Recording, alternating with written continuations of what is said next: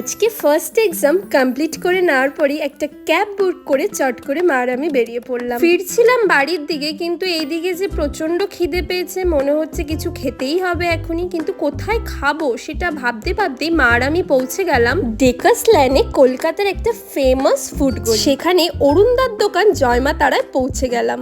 পনির, mix পনির, চানা পনির, ডাল মাখানি,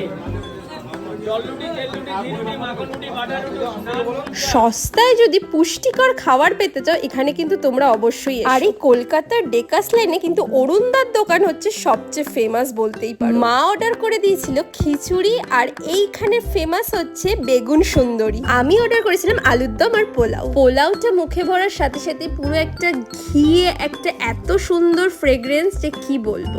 মাত্র 50 টাকার 80 টাকা এত সুন্দর থালি, কি আর বলবো তোমাদের। অরুণদা কিন্তু দাদাগিরিতেও গেছিল। কলকাতা ডেকাস ল্যান্ডে গেলে অরুণদার দোকান কিন্তু অবশ্যই